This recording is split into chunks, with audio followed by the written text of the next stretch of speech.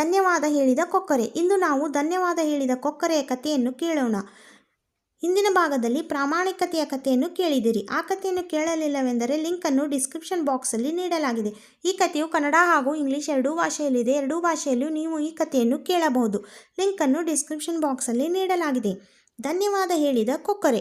ಒಂದೂರಿನಲ್ಲಿ ಬಡ ರೈತ ದಂಪತಿಗಳು ಇದ್ದರು. ಅವರಿಗೆ ಹರಿ ಎಂಬ ಮಗನು ಇದ್ದನು. ಅವನು ಸದ್ಗುಣ ಮತ್ತು ಕರುಣಾಳು ಆಗಿದ್ದನು. ಕರುಣಾಳು ಎಂದರೆ ಕನಿಕರ ಉಳ್ಳವನು. ಒಂದು ದಿನ ಅವನು ಕೊಳವೊಂದರ ಬಳಿ ಹೋಗುತ್ತಿದ್ದಾಗ ಹುಲ್ಲಿನ ಮೇಲೆ ಬಳಿ ಕೊಕ್ಕರೆ ಬಿದ್ದಿರುತ್ತದೆ.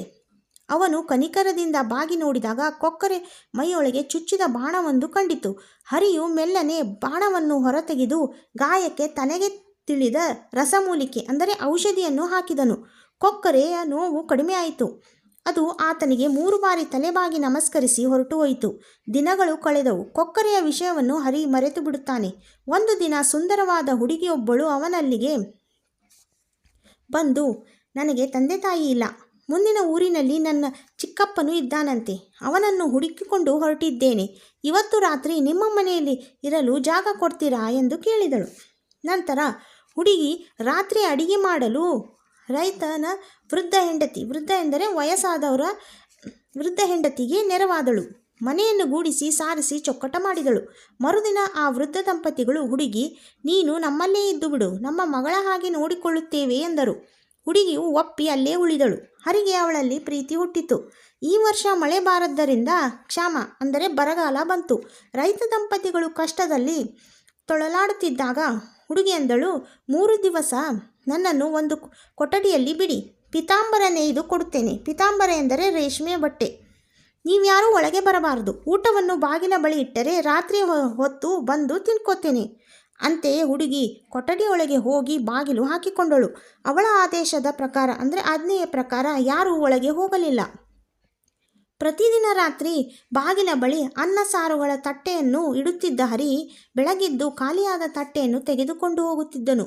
3 ದಿನಗಳ ಬಳಿಕ ಹುಡುಗಿ ಹೊರಬಂದಾಗ ಅವಳ ಕೈಯಲ್ಲಿ ಪಿತಾಂಬರವಿತ್ತು. ಇದನ್ನು ಶ್ರೀಮಂತ ವರ್ತಕರಿಗೆ ಮಾರಿ ಬನ್ನಿ ಎಂದು ಹುಡುಗಿ ಹೇಳಿದಳು. ಹರಿ ಅದನ್ನು ಮಾರಿ ಬಂದನು. ಪಿತಾಂಬರಕ್ಕೆ 100 ವರಹಗಳು ಅಂದರೆ ಚಿನ್ನದ ನಾಣ್ಯಗಳು ಸಿಕ್ಕಿದವು. 1 ವರ್ಷ ಅವರೆಲ್ಲ ಸುಖವಾಗಿದ್ದರು. ಮರುವರ್ಷವೂ ಕ್ಷಾಮ ಬಂತು. ಮತ್ತೆ ಹುಡುಗಿ 3 ದಿನ ಯಾರು ಒಳಗೆ ಬರಬೇಡಿ ಎಂದು ಹೇಳಿ ಕೊಠಡಿಯ ಬಾಗಿಲನ್ನು ಹಾಕಿಕೊಂಡಳು. 1 ದಿನ ಕಳೆಯಿತು. 2 ದಿನ ಕಳೆಯಿತು.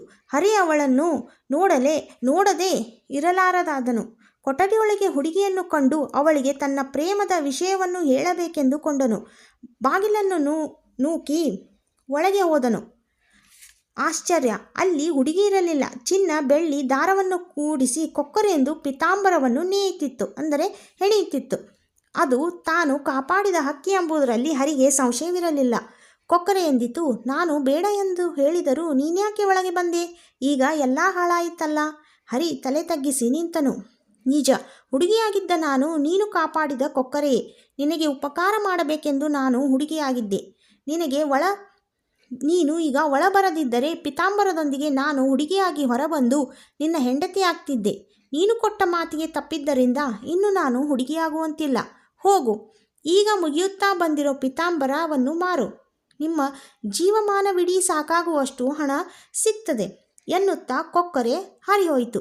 ಈ ಕಥೆಯು 6ನೇ ವರ್ಗದ ಪುಸ್ತಕದಲ್ಲಿ ಇದೆ. ಈ ಥರದ ಅನೇಕ ಕಥೆಯನ್ನು ಕೇಳಲು ಚಾನಲನ್ನು ಸಬ್ಸ್ಕ್ರೈಬ್ ಮಾಡಿಕೊಳ್ಳಿ.